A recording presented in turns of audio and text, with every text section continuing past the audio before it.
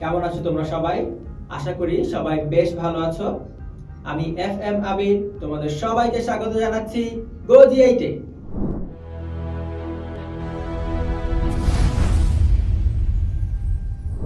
বন্ধুরা, আমাদের আজকের ক্লাসে আমরা একাদশ দ্বাদশ শ্রেণীর উচ্চতর গণিত প্রথম পত্র বই থেকে নবম অধ্যায় অর্থাৎ অন্তরীকরণ অধ্যায় থেকে অন্তরীকরণের ধারণা থেকে কিভাবে স্পর্শক এবং অভিলম্বের সমীকরণ নির্ণয় করতে হয় সে সম্পর্কে শিখব। তাহলে চলো বন্ধুরা, আর দেরি না করে শুরু করা যাক আমাদের আজকের এপিসোডটি। বন্ধুরা, শুরুতে আমরা শিখে নেব কিভাবে আমরা অন্তরীকরণের ধারণা থেকে আসলে কোন একটা বক্ররেখার স্পর্শকের সমীকরণ এবং অভিলম্বের সমীকরণ নির্ণয় করতে পারি। ধরো আমাদের বক্ররেখাটি দেখতে এরকম, এবং এটা হচ্ছে আমাদের ফাংশন f(x), তার লেখচিত্র হচ্ছে এরকম একটা বক্ররেখা। এই রেখার এই নির্দিষ্ট বিন্দুতে আমরা একটা স্পর্শক অঙ্কন করলাম। তাহলে এই স্পর্শকের সমীকরণ আমরা বের করতে চাই। এখন আমরা এই বক্ররেখা f(x) তার যদি ডেরিভেটিভ বের করি, তাহলে এটা আসলে কি মিন করে তা কিন্তু আমরা একদম শুরুর দিকে এ নিয়ে আলোচনা করেছিলাম যে কোনো একটা ফাংশনের ডেরিভেটিভ হচ্ছে ওই ফাংশনের যে কোনো বিন্দুতে অঙ্কিত স্পর্শকের ঢাল বা স্লোপ। তাহলে আমরা কোন একটা ফাংশনের ডেরিভেটিভ বের করা মানে হচ্ছে ওই ফাংশনের যে কোনো বিন্দুতে আমরা যদি একটা স্পর্শক অঙ্কন করি, সেই স্পর্শক অবশ্যই সরলরেখা, সেই সরলরেখার ঢালটা আমরা আসলে পেয়ে যাই ডেরিভেটিভের মাধ্যমে। তাহলে আমাদের কাছে যদি এই বিন্দুটা দেয়া থাকে, ধরো x1 y1, তাহলে আমাদের স্পর্শকের উপরে একটা বিন্দু আমরা জানি অলরেডি, এবং আমরা যদি এই ফাংশনের বা বক্ররেখার ডেরিভেটিভ বের করি, তাহলে কিন্তু আমরা এই স্পর্শকের ঢালটা পেয়ে যাব। তাহলে আমাদের কাছে ঢাল m, এটা হচ্ছে আমাদের ঢাল, এটা আমরা পেয়ে যাচ্ছি আমাদের এই স্পর্শক সরলরেখার, এবং একই সাথে তার উপর অবস্থিত একটা বিন্দু x1 y1 ও আমরা পেয়ে যাচ্ছি। তাহলে আমাদের কাছে যদি এই দুটো ইনফরমেশন থাকে, তাহলে আমরা এখান থেকে কিন্তু সহজেই এই সরলরেখা বা স্পর্শকের সমীকরণ নির্ণয় করতে পারবো। এবং সেই সূত্রটি হচ্ছে, তোমরা সরলরেখা চ্যাপ্টারে এই সূত্র শিখে এসেছো, y মাইনাস y1 এখান থেকে আসবে ইকুয়ালস টু m হচ্ছে আমাদের ঢাল, যেটা ডেরিভেটিভ করে আমরা পাবো, ইনটু x মাইনাস x1 টা এই বিন্দু থেকে আসবে। তাহলে এখানে আমরা ঢালের মান বসিয়ে দেব এবং x1 y1 থেকে আমরা এই দুটো মান পেয়ে যাব। তাহলে আলটিমেটলি আমাদের যে স্পর্শক তার সমীকরণ আমরা বের করতে পারবো। এবার আসো অভিলম্বের সমীকরণ আমরা কিভাবে বের করব। অভিলম্ব বলতে বোঝাচ্ছি এই বিন্দুতেই এই স্পর্শকের উপর অঙ্কিত লম্ব রেখা। এটা হচ্ছে আমাদের অভিলম্ব, এটা হচ্ছে আমাদের স্পর্শক, যেটা আমাদের বক্ররেখার ওই বিন্দুতে বক্ররেখাকে যা স্পর্শ করেছে, এবং স্পর্শকের উপরে যে লম্ব সেটাকে আমরা বলছি অভিলম্ব। তাহলে অভিলম্বের সমীকরণ আমরা কিভাবে বের করতে পারি? দেখো, অভিলম্ব এবং স্পর্শক কিন্তু একে অপরের উপর লম্ব আকারে আছে, মানে এখানে 90 ডিগ্রি কোণ উৎপন্ন হয়েছে। তাহলে আমরা কিন্তু জানি দুটি সরলরেখা যদি একে অপরের উপর লম্বভাবে থাকে, তাহলে প্রথম সরলরেখার ঢাল যদি হয় m1 এবং দ্বিতীয় সরলরেখার ঢাল যদি হয় m2, তাহলে এই ঢাল দুটো গুণ করলে আলটিমেটলি -1 আসবে যদি তারা একে অপরের লম্ব হয়। তাহলে এই সূত্রকে ইউজ করে আমরা অভিলম্বের ঢালটা বের করে ফেলতে পারবো, কারণ আমাদের স্পর্শকের ঢাল তো আমরা ডেরিভেটিভ করে পাবো, ধরো m1, এই পাশে -1, আমরা অভিলম্বের ঢাল একটু সহজে বের করে ফেলতে পারবো। তাহলে অভিলম্বের আমরা ঢাল পেয়ে গেলাম, এবং এই বিন্দুটা কিন্তু দেখো x1 y1 স্পর্শকের উপরেও আবার অভিলম্বের উপরেও, তাহলে অভিলম্বের উপরে একটা বিন্দু আমরা পেয়ে গেলাম x1 y1, ঢালও পেয়ে গেলাম। তাহলে আবারও এই সূত্র ইউজ করে আমরা অভিলম্বের সমীকরণও নির্ণয় করতে পারবো। তাহলে বন্ধুরা এখন আমরা এই অভিলম্ব এবং স্পর্শকের সমীকরণ নির্ণয় সম্পর্কিত একটি গাণিতিক সমস্যা সমাধান করব।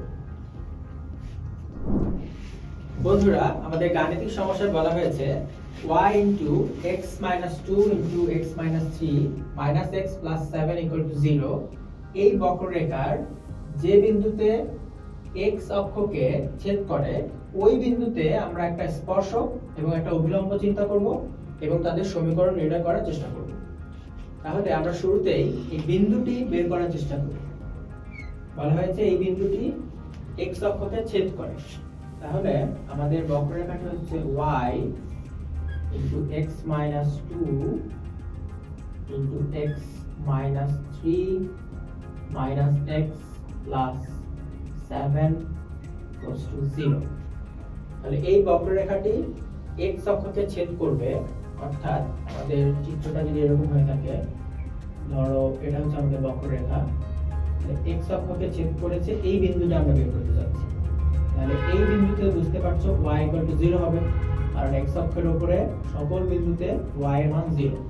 তাহলে আমরা y = 0 বসাবো এখানে। y যদি 0 বসাই তাহলে বুঝতে পারছো পুরো অংশটা আসলে 0 হয়ে যাবে। আমাদের কাছে থেকে এই পুরো অংশটা 0 হয়ে গেলে আমাদের কাছে থাকবে -x + 7 = 0। আলটিমেটলি এখান থেকে আমরা পেয়ে যাব x = 7। তাহলে এই বিন্দুটা হচ্ছে x এর মান 7 আর y এর মান আমরা 0 বসিয়েছি, তাহলে 7 0। তাহলে আমাদের কাঙ্ক্ষিত বিন্দু, যে বিন্দুতে আমরা স্পর্শক আঁকতে চাই, সেটা x1 y1, সেটা সমান আমরা বলতে পারি 7 0 বিন্দু। তাহলে আমরা আমাদের বিন্দুটা পেয়ে গেলাম। এবার এই বিন্দুতে আমরা একটা স্পর্শক অঙ্কন করতে যাচ্ছি। এই বিন্দুতে আমরা কিন্তু এই চিত্রটি আসলে আরবিট্রারি রেখেছি, এটা কিন্তু আসলে এই বক্ররেখার চিত্র না। এই বিন্দুতে আমরা একটা স্পর্শক আঁকবো। তাহলে এই সরলরেখা আঁকার জন্য আমাদের ঢালের প্রয়োজন হবে এবং একটা বিন্দুর প্রয়োজন হবে। বিন্দুটা কিন্তু আমরা অলরেডি বের করে ফেলেছি, আমাদের এখন ঢাল বের করতে হবে। তাহলে ওই বিন্দুতে ঢাল আমরা কি করে বের করব? আমরা আমাদের বক্ররেখার এই ফাংশনটাকে ডেরিভেটিভ বের করব। ডেরিভেটিভ বের করে এই বিন্দুটা বসিয়ে দিলেই আমরা এই বিন্দুতে অঙ্কিত স্পর্শকের ঢাল পেয়ে যাব। তাহলে শুরুতেই আমরা আমাদের সমীকরণটা আরেকবার লিখি, y x - 2 x - 3 x + 7 = 0। এবার আমরা উভয় পক্ষে ডেরিভেটিভ অপারেটর নিয়ে নেব, dy dx, এবং আমরা একের সাথে গুণ করে দিই। y কে x দ্বারা গুণ করে দিলে xy, y কে -2 দ্বারা গুণ করলে -2y, x - 3 x + 7 = 2। ডান পক্ষে আমাদের ডেরিভেটিভ করতে হবে dx 0। তাহলে এবার আমরা এখানে দেখো এই দুটো অংশকে আমরা আবারও গুণ করে দিব। তাহলে xy * x আমরা পেয়ে যাব x²y। এবার xy এর সাথে -3 গুণ করলে আমরা পেয়ে যাব -3xy। এখানে -2y এর সাথে x গুণ করলে -2xy, আলটিমেটলি -5xy, মাইনাসে মাইনাসে প্লাস 6y, -x + 7 = 0। ডেরিভেটিভ 0। এর পাশে আমরা ডেরিভেটিভ করছি।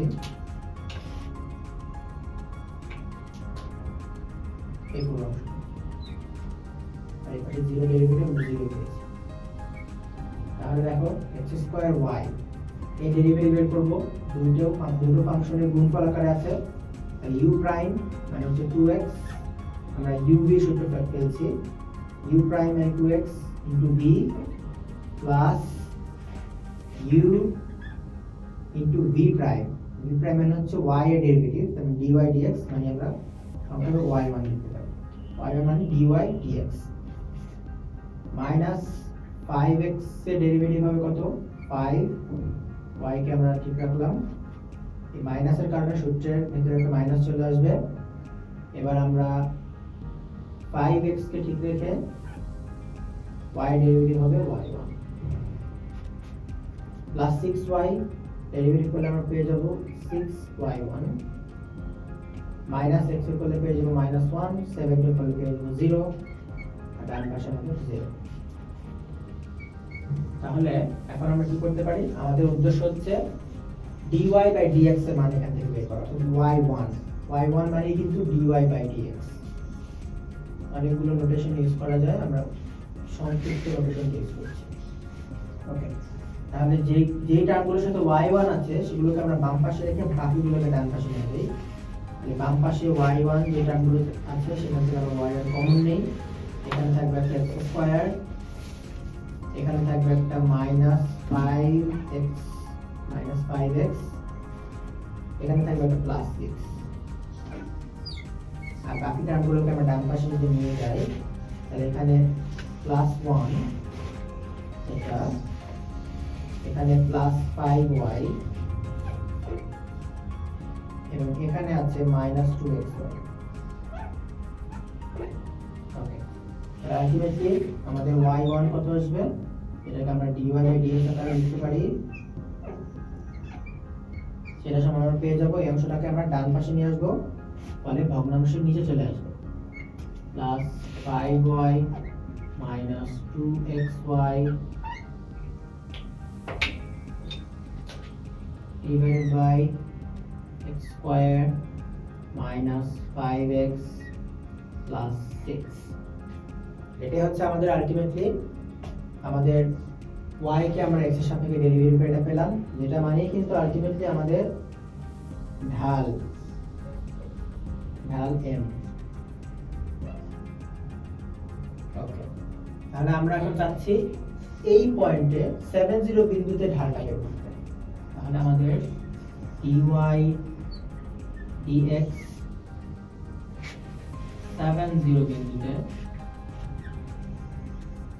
কত হবে, আমরা y এর জায়গায় 0 বসাবো, x এর জায়গায় 7 বসাবো। y এর জায়গায় 0 বসালে এই টার্ম 0, এই টার্ম 0, উপরে থাকছে একটা 1, এবং x এর জায়গায় 7 বসালে আমরা ক্যালকুলেটর দিয়ে করে ট্রাই করি, x এর জায়গায় 7 বসালে কত আসছে, নিচে আসছে 7 স্কয়ার -5 * 7 প্লাস 6 আসছে +20। তাহলে আমাদের ঢাল সেটা কত, এই বিন্দুতে স্পর্শকের ঢাল সেটা হচ্ছে 1/20 আমরা পেয়ে গেলাম। এখন আমাদের কাছে স্পর্শকের ঢাল আছে এবং স্পর্শ বিন্দুটাও আছে 70, আমরা সহজেই কিন্তু আমাদের স্পর্শকের সমীকরণ নির্ণয় করতে পারবো। এই কাজটা আমরা স্পষ্ট করি, আমাদের স্পর্শকের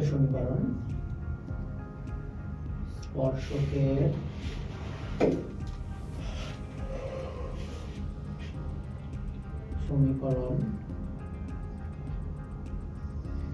y minus y1, y1 কত আমাদের 0, equals to ঢাল হচ্ছে 1/20 এবং x minus x1 কত আমাদের 7 সমান আমরা পেয়ে যাচ্ছি দেখো কত, এক্ষেত্রে যদি আমরা এখানে y রেখে দেই, এখানে আমরা রেখে দিলাম 1/20 x minus 7, আমি যদি গুণ করে দেই 20y plus x minus 7, তাহলে আমরা এভাবে রেখে দিতে পারি, বা চাইলে আমরা একটা কাজ করতে পারি, 2y কে এই পাশে নিয়ে গেলে x minus 20y minus 7 equals to 0। এটা হচ্ছে আমাদের স্পর্শকের সমীকরণ। এখন আমরা অভিলম্বের সমীকরণ নির্ণয় করব। আমাদের ছোট্ট একটা ক্যালকুলেশন এখানে করতে হবে, দেখো সেটা কি, সেটা আমরা কোথায় করতে পারি, আমরা এই অংশ করি। আমাদের স্পর্শকের ঢাল আমরা বের করেছি m, অভিলম্বের ঢাল ধরো আমরা ধরে নিলাম সেটা m, m প্রাইম, তাহলে এদিকে গুণ করলে -1 আসবে। তাহলে m এর ভ্যালু কত? m এর ভ্যালু হচ্ছে আমাদের 1/20 into m prime equals to -1। তার মানে এখান থেকে আলটিমেটলি বুঝতে পারছো m প্রাইম সমান আমরা কত পেয়ে যাব? -20। তাহলে আমাদের অভিলম্বের ঢাল হচ্ছে -20। তাহলে আমরা অভিলম্বের সমীকরণটা লিখে ফেলি।